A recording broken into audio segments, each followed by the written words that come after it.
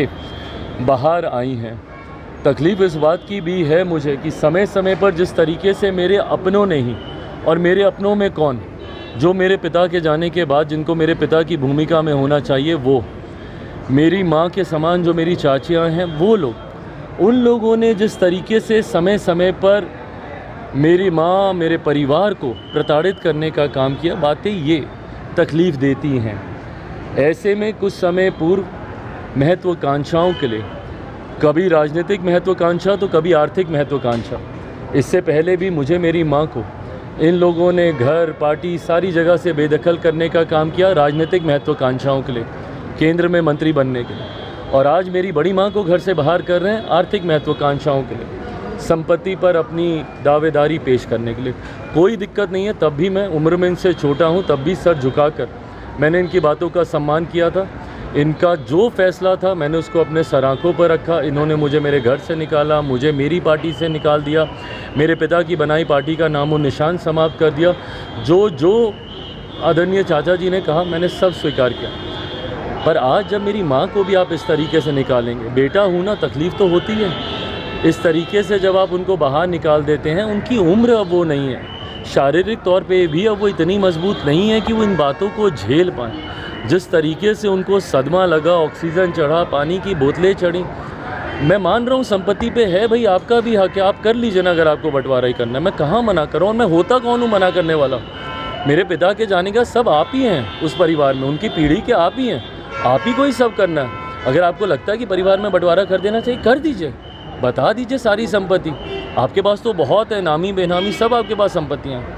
आपकी दिल्ली से लेके, नोएडा से लेके कहाँ तक नहीं है, आप बता दीजिए कौन सी संपत्ति किसके पास जानी है, नहीं जानी है। बट इस तरीके से मेरी माँ के साथ इस उम्र में उनके साथ ये करना, ये शोभा नहीं देता। जिस तरीके से चाचियाँ वहाँ पे दोनों गईं, उन्होंने जिस तरीके से उनका सामान बाहर फेंका, माँ को उस वक्त समझ में भी नहीं आया कि क्या चीज़ें उन्होंने रखी, क्या खोई, क्या मिला, नहीं मिला।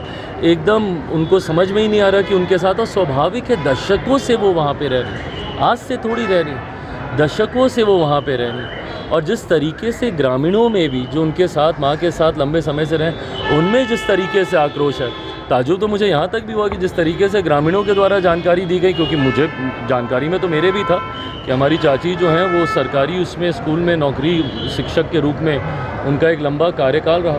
बट ग्रामीणों ने तो आज आक्रोश में यहाँ तक भी कहा कि वो कभी स्कूल नहीं गई, उन्होंने सिर्फ सरकारी पैसे का दुरुपयोग करने का काम किया, उन्होंने सिर्फ घर पे अपने भाइयों से रजिस्टर मंगवा के साइन करवाती थी। यहाँ तक भी बातें वहाँ के ग्रामीणों के द्वारा कही गई।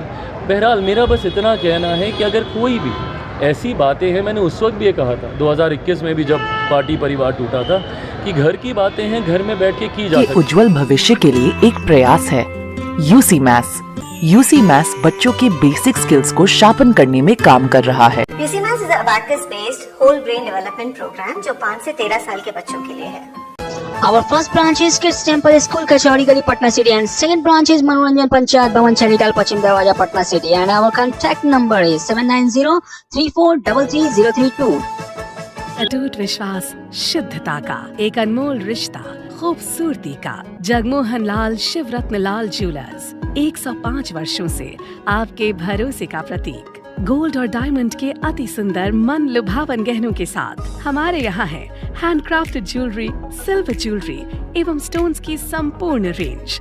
Complete hallmark jewellery showroom. खुल के मनाइए खुशियाँ जगमोहन लाल शिवरत्न लाल ज्वेलर्स के साथ, पटना सिटी चौक, पटना।